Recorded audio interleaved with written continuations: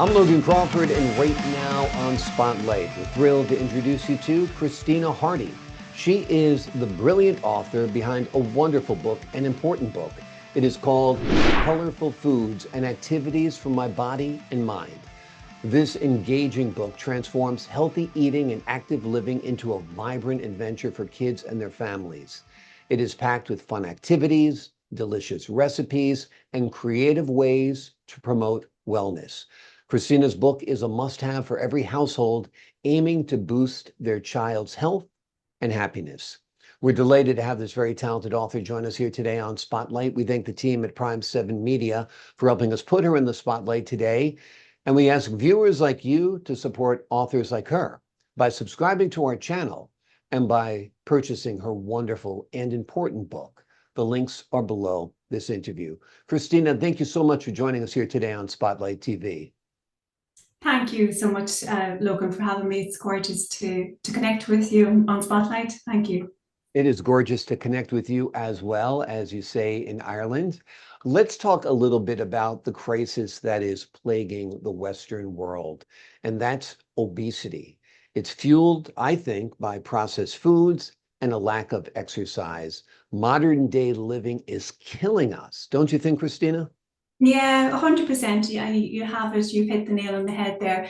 I guess I suppose, it only takes, a trip to the supermarket or to any activity with a kid, and you are bombarded with processed foods. Mhm. So I guess I suppose, you would say, parents are in charge of this, and it's up to the parents to actually have, the right foods at home. But advertising has a key role to play in it as well. And, the supermarkets where foods are purchased, and processed food is just so quick, it's so readily available, and it's so tempting at this. It's there at every opportunity outside of the house. So yeah, and it does contribute to obesity, and that coupled with lack of exercise.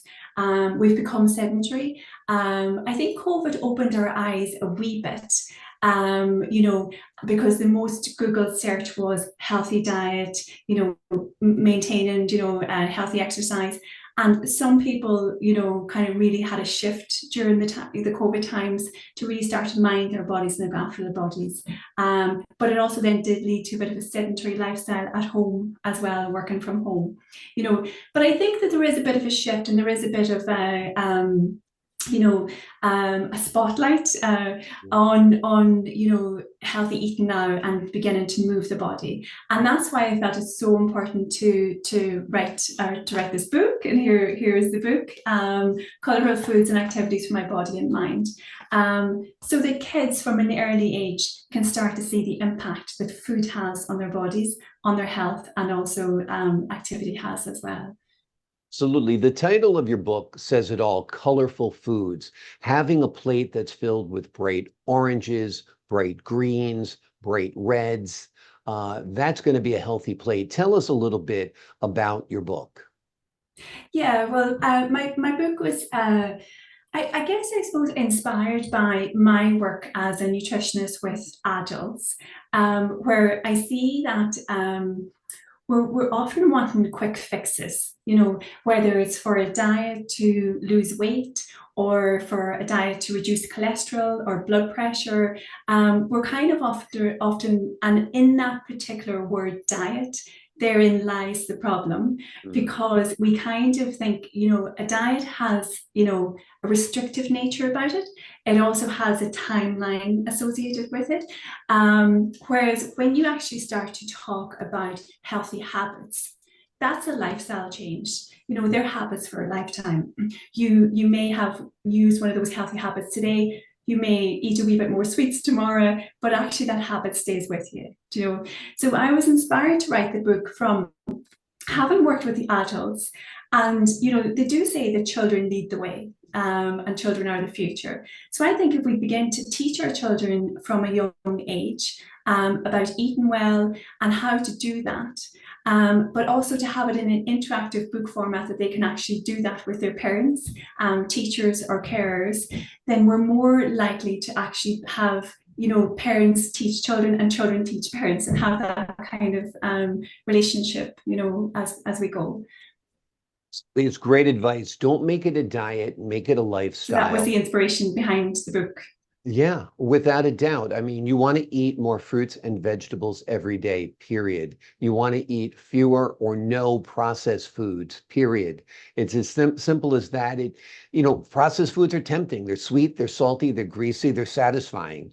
And I get it. I understand it. When I go to a restaurant, the first thing I pick out is something like a burger or something like that. And I always take my second choice instead, which will be Okay. the salmon and broccoli and rice, and brown Yeah. rice, not white rice. So you have to sometimes disregard your impulses and do what is a smart thing. Let's talk a little bit about the gut-brain connection that's discussed in your book and why it's important for kids to understand this.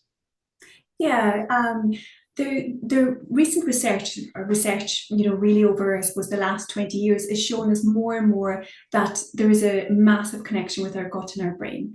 So first of all, 70% of our immune defenses are housed in our gut. So when our gut isn't working properly, it's going to be impacting our brain and vice versa. Also, there is a huge emotional connection between our gut and brain as well.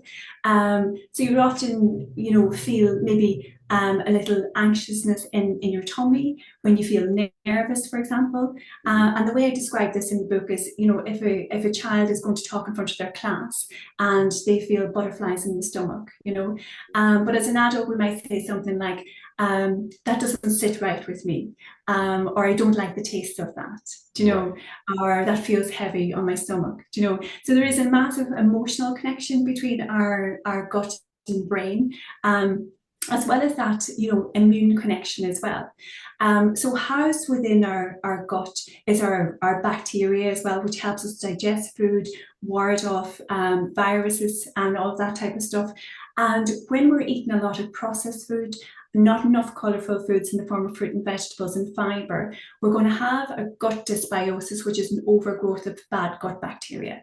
And that, in a lot of research, has shown to have an impact on things like depression and anxiety.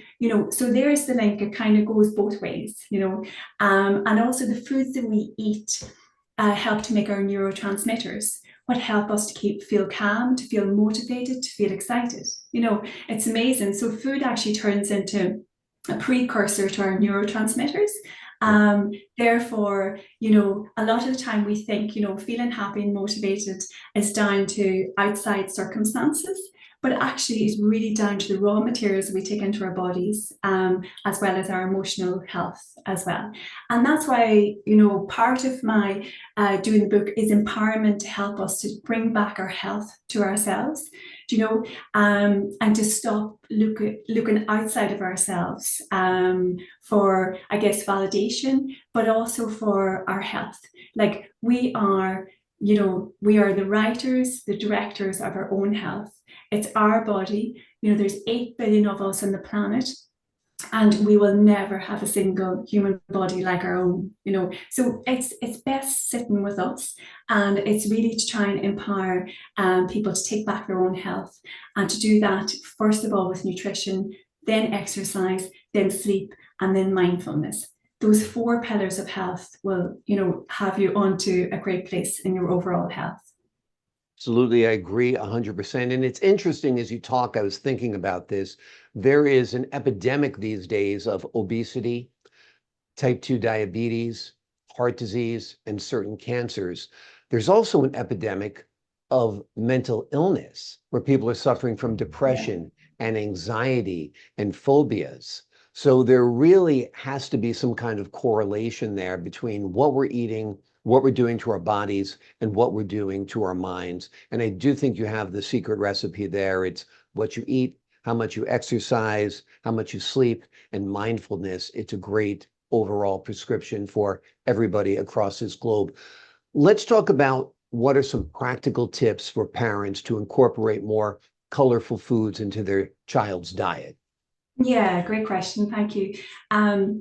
I think to bring them out at each meal.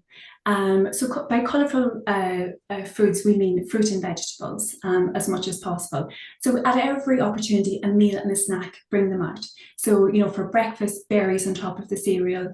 A smoothie is a gorgeous way. So, bananas, berries, a bit of yogurt, a bit of chia seeds thrown in there for the good healthy fats at lunch and, at dinner as well. So always think colour on the plate. That's a very important one. And I think also not to bombard your child is that your child they'll always have their favorite fruit or vegetable and try a new one each time. So that the favorite food is given and it's not a complete surprise. And I think with parents leading by example, there's a lot of pressure on parents, all right, and there's a lot of pressure on carers and teachers, but leading by example is the best way to help your child to eat well.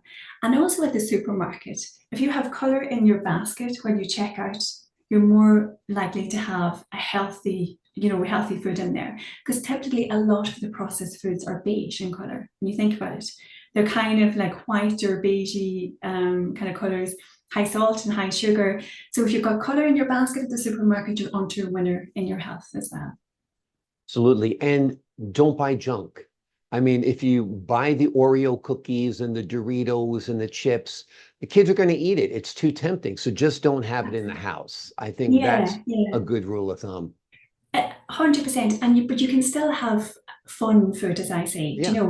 I think like 80%, if you think 80-20, which is the rule for a lot of things in life, 80% of the time you eat really, really well, really healthy. Think about it like the 5 days of the week. And then at the weekend, you let go a little bit, so you can have, fun food for celebrations. You don't shy away from cake just because there's a birthday, because then, at that stage, you can teach kids to become fearful of food and to actually grow up in the dieting culture of being worried about calories and all of this. But if we can teach kids from a young age that literally the colourful foods, along with, good quality fish and meat and vegetables and, can actually keep your body healthy, make, it's the raw ingredients to be able to make, I guess your cells in your body work energetic and healthy, then, a little bit of cake or a little bit of chocolate here and there is not going to make any difference. Exactly. It's just not every day, if No, possible. don't have dessert after every meal, but once in a while, like you said, a birthday or at a party, or even once a week, you can have a cheat day and have that Yeah, ice cream cone or have that piece of cake or have a taste of the cake. You really don't need the whole cake. that's it. Explain that to a Exactly. kid. Sometimes that's tough. Yeah, One other yeah, question for you. We live in a culture where this is all people do. yeah, How yeah, do we yeah. break the addiction of screens for our kids and get them moving? How do you lure them to go outside and play again? Yeah, and I think, and again, it might sound like there's awful pressure on parents, but again, leading by example. Yes. If we are, my phone's right beside me, but if we're doing this and this, the kids are going to be looking at us as well. So I think it is a whole family. And you do tend to see this. You see, fit parents, fit children. Yeah. It's a whole family thing, that you would actually go out with your kids. So, I do go on the trampoline with my wee girl and Right. just, jump around, have fun. Have fun with your kids, bring them out, allow a little bit of, again, that 80-20 rule, allow a little bit of screen time, but not all day long, if you like. So I suppose with screens, especially at nighttime, the blue light emitted from phone and iPads and from TV screens and whatnot actually interrupts our neurotransmitters, which help us to make melatonin, which helps us to sleep. So you might find that yourself, or any adults listening, that when you're looking at your screen late at night, your sleep actually is impacted. So that happens for our kids as well. So it's actually about kind of looking at that, and kind of really kind of getting knowledgeable on that and being able to impart that knowledge. The same way I'm imparting knowledge to kids in the book about how the colors in their food help their body function. We also have to kind of start to learn ourselves about the phones and the screen time. I just think leading by example, get groups out, get them, into groups that aren't big into the screens as well. Talking to other parents, I think as well, is helpful.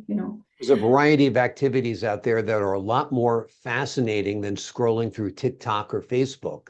I think Yeah, once kids are out there playing tennis, out there playing baseball, swimming, running, whatever it is, they'll do it. And I also think you hit upon something else. If you have a fit parent, generally you have a fit child, even with partners. If you have a fat or obese person, generally they'll be with an obese partner because they're having a similar lifestyle, yeah, so it's that's it it. is important to lead by example. Before we leave today, I want you to share a little bit about your background and how it influenced your approach to health and wellness that you display in this book. Yeah, no, thanks for asking. Sure. So I grew up in Donegal and in Ireland, and I guess I suppose I was of the generation who grew up. We had sweets and we had, biscuits, probably once a week or, maybe twice a week. But generally our food was very, what I would call normal. Yeah. So meat, chicken, eggs, fish. My dad was a fisherman, so we had lots of fish and variety of fruit and vegetables as well. Um, but my mum would make homemade brown bread.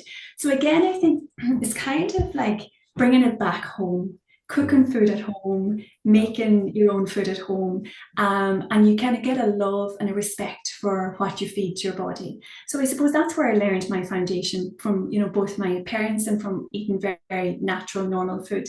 When I was I think in America, you call it like high school, like after 13, 14 is it, yeah. So here in Ireland, it's called secondary school. I was so taken by the nutrients in food and what they do for our bodies. I was Mm. just a complete nerd about that.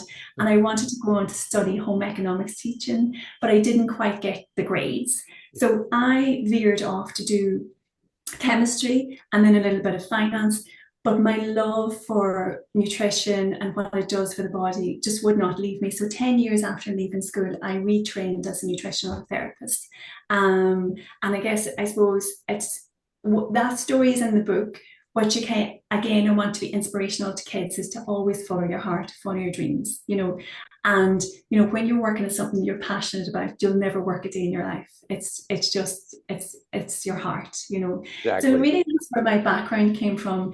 To say that I'm, you know, always been great with food wouldn't be honest. I had my college years when I, had the drinks and went out at night, had the processed foods, but I did see an impact on my health, a Sure. negative impact on my health from doing that. So as I said in another book, I went from eating fish to drinking like a fish, as you do in college. You have an extra Right. few drinks and whatnot, but I seen an impact in my stomach in particular. Yeah. And when I cleared up my diet again, and when I got really, started to kind of really home in on what I was eating, all of those issues went away.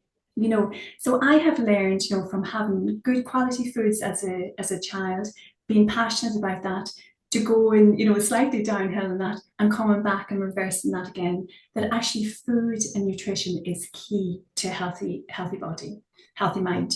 Without a doubt, it is dinner time here in the States, and you talking about your dad catching fresh seafood and your mom cooking homemade brown bread has got me absolutely starving. And I think I'll have to find an Irish pub here in the States tonight that has I some think you brown will. bread and some seafood because it sounds absolutely delicious.